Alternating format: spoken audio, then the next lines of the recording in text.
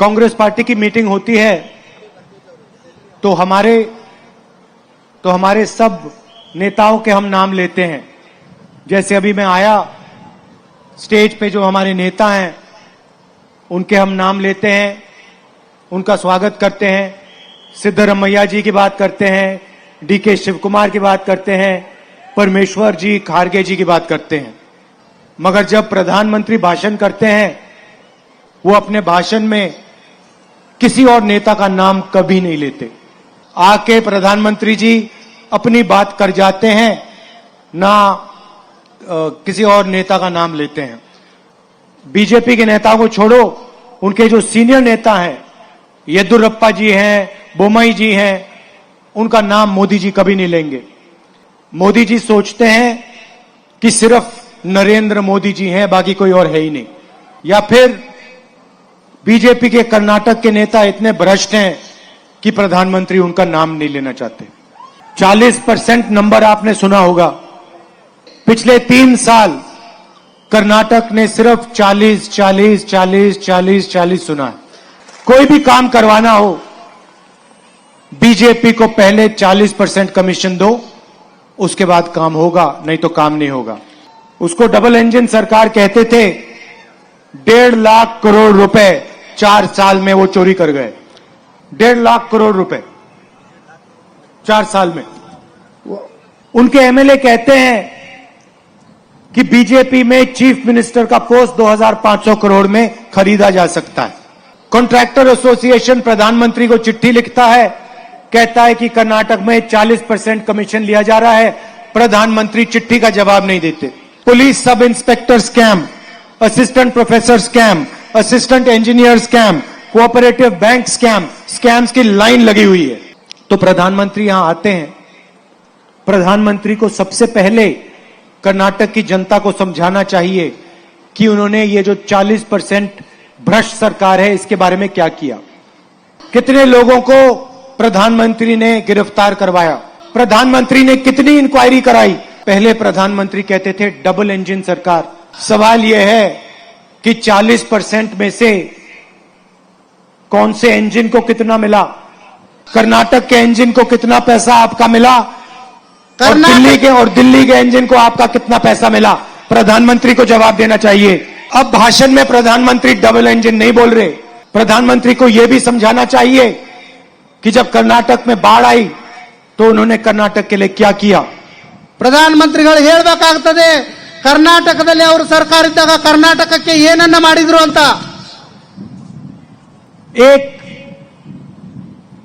एक स्टेप उठाया हो तो बता दें। जब कर्नाटक को टैक्स का पैसा कम मिला तो प्रधानमंत्री ने क्या किया, कर्नाटक की मदद कैसे की। इन चीजों के बारे में प्रधानमंत्री एक जवाब नहीं देते हैं। पिछले 4 सालों में कर्नाटक की सरकार ने क्या किया, उसके बारे में प्रधानमंत्री नहीं बोलते। आने वाले 5 साल में प्रधानमंत्री कर्नाटक के लिए क्या करेंगे, वो भी नहीं बोलते। प्रधानमंत्री आपके ध्यान को हटाने की कोशिश करते हैं। अपनी बात करेंगे, कहेंगे कि कांग्रेस पार्टी ने मेरे ऊपर आक्रमण किया। गिन के कहा कि 91 बार कांग्रेस के नेताओं ने मेरे बारे में बोला। मगर यह चुनाव नरेंद्र मोदी के बारे में नहीं है। यह चुनाव कर्नाटक की जनता का है, कर्नाटक के किसानों का है, मजदूरों का है, छोटे व्यापारियों का है, युवाओं का है। बेरोजगारी के बारे में है, महंगाई के बारे में है। आपको मालूम है सबसे ज्यादा बेरोजगारी आज कर्नाटक में है। इसका कारण नोटबंदी और गलत जीएसटी। और ये नोटबंदी और जीएसटी दोनों गरीबों से लूटने के प्रोग्राम हैं, अरबपतियों को फायदा पहुंचाने वाले प्रोग्राम हैं। इनके बारे में प्रधानमंत्री क्यों नहीं बोलते।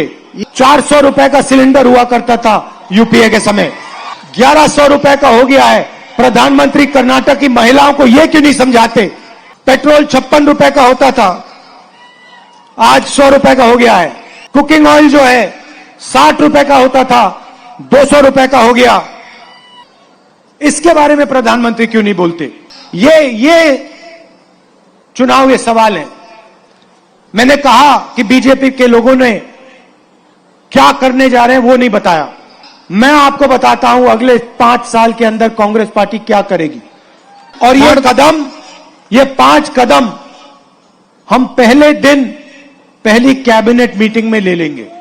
बीजेपी ने हजारों करोड़ रुपए कर्नाटक के लोगों से चोरी किया, हम हजारों करोड़ रुपए कर्नाटक की जनता को वापस देंगे। जितने पैसे आपसे इन्होंने चोरी किए, उतने ही पैसे हम वापस आपकी जेब में डालेंगे। कैसे डालेंगे मैं आपको समझाना चाहता हूं। महंगाई की सबसे ज्यादा चोट हमारी माताएं और बहनों को लगती है।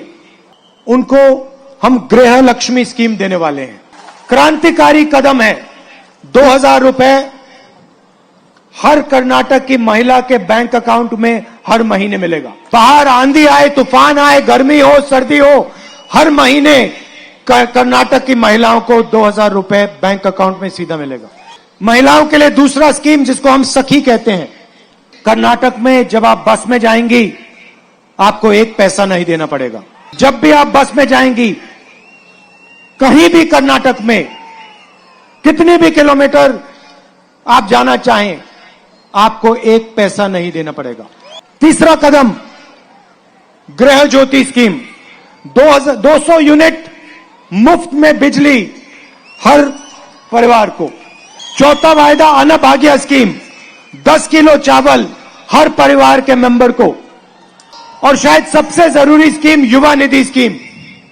प्रधानमंत्री बेरोजगारी लाए। नोटबंदी, गलत जीएसटी के कारण कर्नाटक के युवाओं को रोजगार नहीं मिल सकता। 2.5 लाख सरकारी रोजगार खाली पड़े हैं। 5 साल के अंदर हम उन 2.5 लाख रोजगार आपको पकड़ा देंगे, युवाओं को दे देंगे। और 10 लाख युवाओं को 5 साल में कर्नाटक में रोजगार देंगे। मगर तब तक हम आपके लिए युवा निधि स्कीम लाए हैं। कर्नाटक के हर ग्रेजुएट को हर महीने सरकार 3000 रुपए देगी और हर डिप्लोमा होल्डर को 1500 रुपए देगी हर महीने। किसान कर्नाटक की रीढ़ की हड्डी है। किसान को मदद करने के लिए 1.5 लाख करोड़ रुपए कर्नाटक की सरकार 5 साल में देगी। और दूध की जो सब्सिडी होती है आज 5 रुपए की है, उसको हम 7 रुपए की कर देंगे। देखिए, मैंने साफ साफ आपको बताया कि हम आने वाले समय में क्या करेंगे। 5 क्रांतिकारी कदम मैंने आपको दिखाए और मैं आपको गारंटी देता हूं पहली कैबिनेट मीटिंग में पहले दिन ये कानून बन जाएंगे। अब प्रधानमंत्री को बताना चाहिए कि वो कर्नाटक के लिए 5 साल में क्या करने जा रहे हैं। पिछले 3 साल उन्होंने 40% यहां पे सरकार ने चोरी किया, कोई विकास का काम नहीं किया। युवाओं के लिए, किसानों के लिए, माताओं के लिए, बहनों के लिए कुछ नहीं किया इन्होंने। सरकार चोरी की थी और सरकार ने सिर्फ चोरी की। इनको 40 नंबर बहुत अच्छा लगता है। 4 साल इन्होंने आपको 40 याद दिलवाया। चुनाव में आप इनको 40 नंबर याद दिला दीजिए। बीजेपी को 40 सीटें दिलवा दीजिए और कांग्रेस पार्टी को 150 सीटों से जिताइए। क्योंकि अगर हमने कांग्रेस को 150 सीट से नहीं जिताया तो फिर ये फिर से सरकार को चोरी करने की कोशिश करेंगे और फिर इस बार 40% कमीशन लिया, अगली बार शायद 50% कमीशन लेंगे। कांग्रेस पार्टी गरीबों की सरकार, किसानों की, मजदूरों की सरकार, छोटे व्यापारियों की सरकार लाएगी। हम झूठे वायदे नहीं करते हैं। 15 लाख रुपए बैंक अकाउंट में डालने वाले वायदे हम नहीं करेंगे। आपने हमारी पिछली सरकार देखी है, सिद्धरमैया जी की सरकार आपने देखी, उसका काम आप जानते हो। वो गरीबों की थी, कमजोर लोगों की सरकार थी, किसानों की, मजदूरों की सरकार थी। वैसी ही सरकार हम फिर से कर्नाटक में चलाएंगे। और याद रखिए, जितना पैसा बीजेपी ने आपसे लिया उतना पैसा हम आपकी जेब में वापस डालेंगे। गर्मी में आप दूर दूर से आए, इसके लिए आप सबको दिल से धन्यवाद।